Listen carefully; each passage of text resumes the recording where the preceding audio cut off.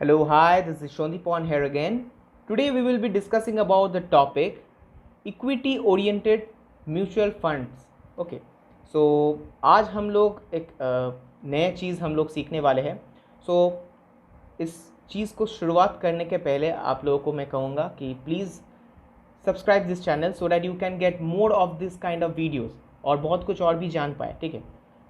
Now आप लोग अगर मेरे पिछले वीडियो को अगर आप देख चुके हैं कि आप लोगों को एसआईपी करना है, सिस्टमैटिक इन्वेस्टमेंट प्लान, और उसमें आप लोगों को मैं ये भी कहा कि जो ब्लू चिप कंपनीज़ जो आप लोग कह रहे थे, तो वहाँ पे जो आप लोगों को मैं उसके बारे में भी वहाँ पे मैं कहा कि large cap companies, mid cap companies, small cap companies क्या होते हैं.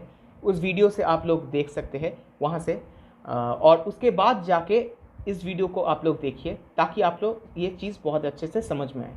ओके, सो पहले मैं आप लोगों को ले लेता हूँ, एक एक करके मैं आप लोगों को बताऊँगा.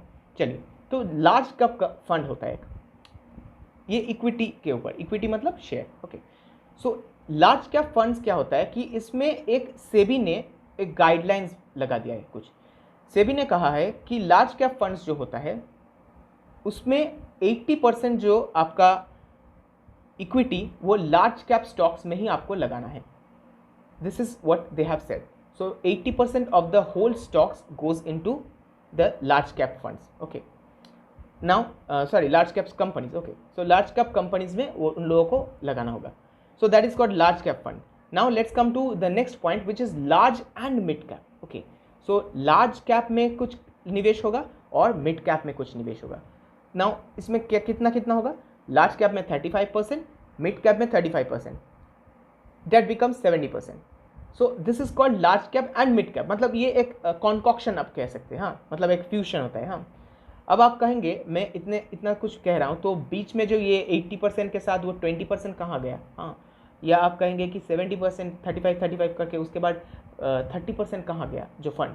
लेट्स से 100 करोड़ से, तो 100 करोड़ से अगर 80 करोड़ अगर लार्ज फंड में लगा, सो तब बाकी 20% क्या होगा. 20% जो है उसका एक फ्लेक्सिबिलिटी रहेगा. मतलब कि मिनिमम 80% लगाएगा ही, पर जो 20% है वो फंड मैनेजर क्या करेंगे उसके अनुसार वो शायद उसको डेट में वो शायद उसको लगाए, या उसको कोमोडिटीज़ में उनको लगाए, या ईटीएफ में लगाए, इंडेक्स फंड्स में लगाए. उसके पास बहुत कुछ अपॉर्चुनिटीज़ रह जाता है. ओके, बट उसका जो हाथ बंधा हुआ होता है वो है उसके 80% के साथ. Now let's come to the mid cap. After this large and mid cap we are coming to mid cap fund. Mid cap में क्या है? मिड कैप में आपको 65% जो है उसको आपको मिड कैप कंपनीज में लगाना ही है. अब आप कहेंगे कि ये कौन तैयार करते हैं कि मिड कैप ये सब कुछ. ठीक है, तो ये पूरा डेफिनेटली ये पूरा सब कुछ ये जो हम लोग का निफ्टी 50 और सेंसेक्स जो है बैठा हुआ है, वो लोग इस चीज़ को मार्केट कैपिटलाइजेशन के अनुसार तैयार करते हैं. और इसको मार्केट कैपिटलाइजेशन में कह रहा हूँ, पर इसको फ्री फ्लोटिंग मार्केट कैपिटलाइजेशन कहते हैं. वो आप लोगों को और एक वीडियो में आप लोगों को मैं समझा दूंगा, पर अभी आप समझ लीजिए कि बड़े कंपनीज जो होता है ऐसे ही. ठीक है, सो मिड कैप फंड जो होता है उसमें क्या है कि 65% आपको लगाना ही है. Now let's come to next point, which is small cap fund.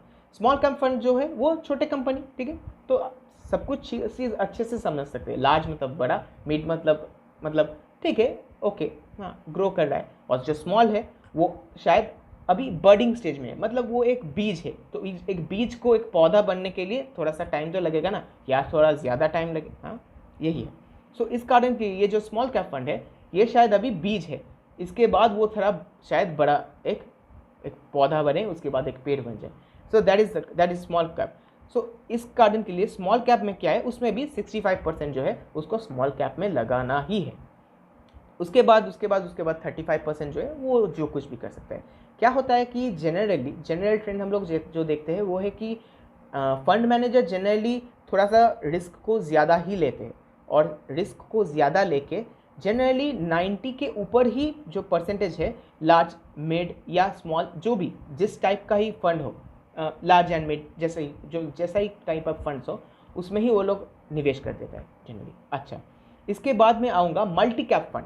ये मुझे बहुत ही पसंद है. मैं आपको देखिए, ये मेरा पर्सनल प्रेफरेंस है. ठीक है, मल्टी कैप फंड में क्या है कि अभी जो है पहले जो हुआ करता था वो है कि 65% ऑफ द टोटल एसेट जो है उसको इक्विटी मतलब कि शेयर में लगाना ही है. ठीक है, अब ये मल्टी कैप फंड क्या है कि मल्टी कैप फंड मतलब कि जिस चीज़ में ही उस वो लगा सकता है. मतलब लार्ज कैप में कुछ लगा सकते हैं, कुछ लगा सकते हैं मिड कैप में, कुछ लगा सकते हैं स्मॉल कैप में। तो उसका जो प्रोपोर्शन कितना, मतलब 25% लगाए या 30% लगाए, मतलब कितना, क्या 10% में स्मॉल कैप में लगा दूँ या मैं 65% लगा दूँ। अभी क्या किया है, सेबी ने एक रूल कर दिया है कि 25% आपको लार्ज कैप में, 25 मिड कैप में, 25 स्मॉल कैप में। अब तीन तीन जगह में अलग अलग करके आपको करना ही है। उसके बाद मतलब 25% बच रहा है, उसके बाद आप उसको कुछ भी कीजिए, मतलब कि 25 से वो शायद लार्ज कैप में शायद ज़्यादा थोड़ा सा लगा दे या मिड कैप में थोड़ा ज़्यादा लगा दे। हाँ, उसको उसको एक आप कह सकते हैं फ्रीडम जो है, वो फ्रीडम उसको मिल जाता है।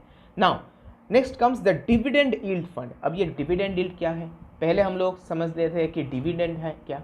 डिविडेंड मतलब जैसे कि हम लोगों को एफडी के ऊपर इंटरेस्ट मिलता है, वैसे ही शेयर्स जब हम लोग खरीदते हैं, कंपनीज अगर सोचे then they will give dividend. मतलब आप तो कंपनी के मालिक हैं ना, तो आप अगर कंपनी के मालिक हैं तो आपको कुछ, तो आप कहेंगे मुझको तो कुछ पैसे दीजिए, तो वो जो प्रॉफिट अगर होता है तो उस प्रॉफिट से आपको कुछ, जो आपको कुछ दे देता है, कुछ पैसे। हाँ, सो इसको हम लोग कहते हैं डिविडेंड यील्ड फंड।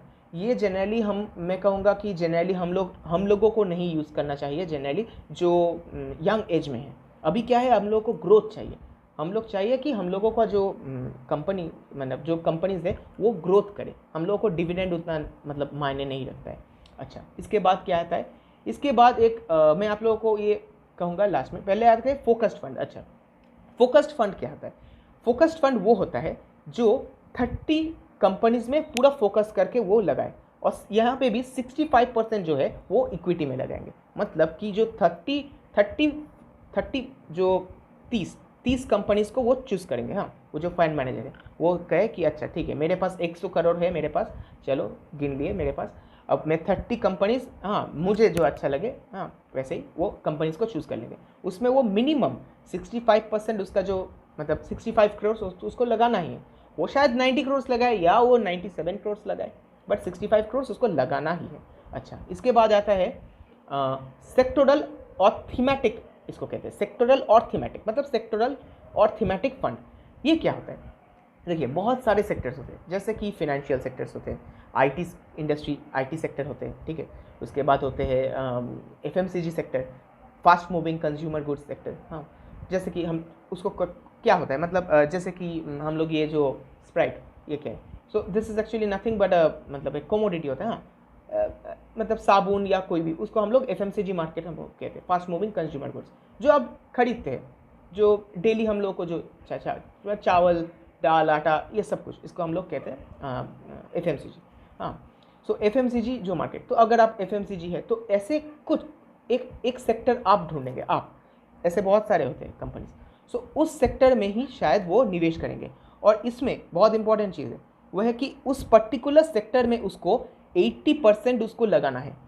अगर उसके पास 100 करोड़ रुपए है, देन उसको 80 करोड़ उसको लगाना है, कहाँ पे, उस सेक्टर में जिस सेक्टर में उसको आपने चूज़ किया है। मतलब कि अगर वो उस जो फंड मैनेजर है वो शायद आईटी सेक्टर को शायद वो प्रेफर कर रहा है, मतलब उसका जो फंड है वो आईटी सेक्टर का एक फंड है, सो उसमें उसको निवेश करना है, आईटी सेक्टर्स के कंपनीज में ही निवेश करना है, एंड दैट विल बी 80%। सो हम लोग समझ गए सेक्टोरल फंड क्या होता है। इसके बाद आते हैं इंपॉर्टेंट चीज़, ये बहुत इंपॉर्टेंट है, ये थोड़ा सा डिफरेंट है, आपको ये कहूँ, दो अभी जो फंड में कहूँगा, एक है वो है कॉन्ट्रा फंड। ओके, अब ये कॉन्ट्रा फंड क्या है मैं आप लोगों को कह देता हूँ। कॉन्ट्रा फंड उसको वैल्यू फंड भी कहते हैं। कॉन्ट्रा मतलब कि कॉन्ट्रारियन फंड इसको कहते हैं। कॉन्ट्रारियन मतलब क्या है, अच्छा आप लोग कंट्रोवर्सी तो सुने हैं, कंट्रोवर्सी जो नाम है, कंट्रोवर्सी का मतलब क्या है कि कुछ ऐसा चीज़ जो शायद अच्छा नहीं है, मतलब कि अगर इसको हम लोग अच्छे कहे तो ये नीचे अगर गए तो देन दैट इज़ बुरा। हाँ, तो मतलब कि इसमें क्या होता है कि अगर मार्केट ऊपर जा रहा है, वो लोग देखेंगे कि जो कंपनी अच्छे कर रहे हैं उसको ना पकड़ के जो कंपनी शायद अंडर वैल्यूड है, मतलब कि जो कंपनी शायद अच्छा है पर उसको लोग समझ में नहीं आ रहे उन लोगों को शायद, और वो लोग उस कंपनी को चूज़ करते हैं। और जो आज शायद बहुत बड़े बड़े इंडस्ट्रियलिस्ट हुआ है, इंडस्ट्रियलिस्ट नहीं, बहुत बड़े बड़े इन्वेस्टर्स हुए हैं, वो कॉन्ट्रेरियन फंड्स में ही किया है, लाइक वॉरेन बफेट। बट मैं जैसे वही मैं एक चीज़ कहा कि कॉन्ट्रेरियन फंड बहुत ही हाई रिस्की होते हैं, ठीक है। जैसे कि स्मॉल कैप फंड भी बहुत ही रिस्की होता है। क्यों? क्योंकि ये इसका जैसे ग्रोथ भी होता है वैसे ही उसका फॉल भी बहुत हो सकता है। हाँ, जैसे कि सेक्टोरल फंड भी बहुत वैसे ही, सेक्टर जब ऊंचा उठेंगे तो ऊंचा जाएंगे, जैसे कि let's say at this time शायद अभी जो आईटी के सेक्टर है, आईटी सेक्टर शायद अच्छे चल रहा है, पर जब वो नीचे गिरागा that will just go down, come down, यही। सो इस कारण के लिए मैं मेरा उसके बाद में और एक सेक्टर में कह देता हूँ, उसके बाद में अब मेरा जो कंक्लूजन है मैं कहूँगा। अच्छा, उसके बाद आता है इक्विटी लिंक्ड सेविंग स्कीम, जिसको हम लोग ELSS भी कहते हैं, इक्विटी लिंक्ड सेविंग स्कीम। इसका क्या है मतलब, जो सबसे इम्पॉर्टेंट चीज़ वो है कि इसका 3 ईयर्स का लॉक इन पीरियड रहता है। अब ये ओपन एंडेड स्कीम नहीं है, ठीक है, ये 3 ईयर्स लॉक इन पीरियड रहता है इसका। और क्यों रहता है? क्योंकि इसका टैक्स बेनिफिट रहता है, 1.5 लाख तक इसका 80C में एक डिडक्शन हो सकता है। हाँ, सो इसमें एक बहुत अच्छा है ये चीज़। जैसे कि शायद मैं आप लोगों को कहता हूँ कि क्यों लगाएंगे कोई, हाँ, इक्विटी लिंक्ड सेविंग स्कीम में। लेट सपोज कि PPF में अभी शायद 7.1% दे रहा है और उस पर भी शायद 1.5 लाख लगा सकते हैं। तो कहेंगे कि मैं 7.1% नहीं, मुझे शायद थोड़ा सा ज़्यादा चाहिए, आई वॉन्ट टू हैव 10%। तो वो क्या किए, वो 10% के लिए वो ELSS में लगा दिए।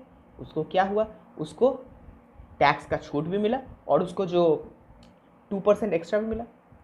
Okay, but subjected to market risk, हाँ, ऑलवेज। अच्छा, ठीक है, चलिए, तो मैं सब कुछ ये सब कुछ मैं देख लिया। अब मैं अपना जो राय है मैं आप लोगों को वही कहूँगा। Very sorry, I think it's okay now. Okay, तो मेरा जो राय है मैं आप लोगों को मैं अब कहता हूँ। देखिए, मैं जो प्रेफर करता हूँ सबसे वो है मल्टी कैप फंड। अब क्यों? क्योंकि मल्टी कैप फंड में सभी every kind of industry is there. हाँ, बट अभी जो ये रूल बना है कि जो ये 25-25-25 करके जो है ना, तब भी मैं कहूँगा कि अच्छा चलो ठीक है, हाँ, कि जो मिड कैप और लार्ज कैप वो एक साथ मिला के 50% बन रहा है, मतलब मेरा आधा जो है वो सेफ है, 0.5% इज एक्चुअली सेफ। अगर मैं 1000 रुपये निवेश किया देन 500 जो है वो सेफ है। सो बाकी जो 500 है उसमें जो 250 रुपीज़ है, हाँ, उसको स्मॉल फंड में लगाना पड़ेगा। So that percent is actually not safe. अब मैं कहूँगा कि वो सेफ़ नहीं है, ऐसा नहीं, क्योंकि जो फंड मैनेजर रहते हैं वो बहुत ही मतलब जनरली वो भी बहुत ही पढ़ाई करके ही आते हैं। पर जनरली क्या है, कभी कभी कुछ फंड मैनेजर्स होते हैं वो शायद किसी ऐसे स्टॉक्स में लगा दे, शायद वो नहीं ना बढ़े।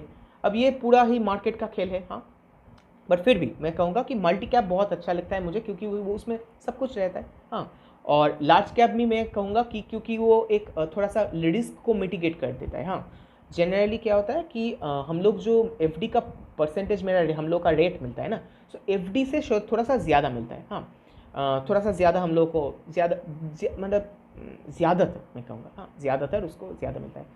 हालांकि मार्केट रिस्क डेफिनेटली है। अच्छा, और स्मॉल कैप फंड में अगर आप लोग करना चाहते हैं, डेफिनेटली इसमें एक प्रॉब्लम है, वो है कि आपको थोड़ा सा ज़्यादा टाइम आपको देना है।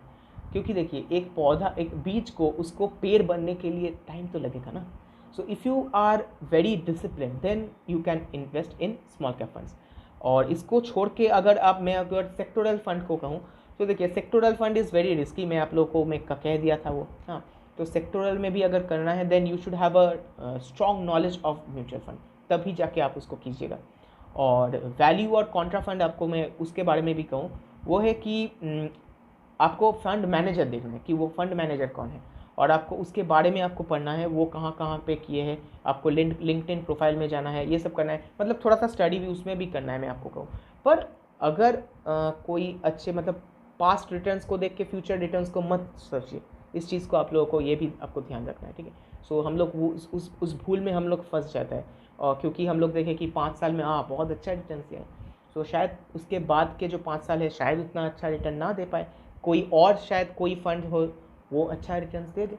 इसीलिए जो एकदम जो टॉप मार्केट लीडर्स जो हो रहा है उसको देख के हम लोग मतलब इंस्टेंटली चूज़ कर ले, that's not well. But okay, मतलब हम लोग समझ सकते हैं कि हाँ, दीज आर गुड फंड्स। हाँ, ठीक है, मतलब उतना भी मुझे 1% अगर मुझे शायद अगर 0.5% अगर कम भी हो जाए, it's not a problem for me. अगर ऐसा हो then it's not a problem. So I think that मैं तो आप लोगों को कुछ समझा पाया। वीडियो जैसे मैं कहता हूँ कि थोड़ा बड़ा हो जाता है. अगर मैं कुछ मिस आउट कर गया तो I think that you can actually point out to me in the comments down below. And so see you in the next video. Till then, bye bye.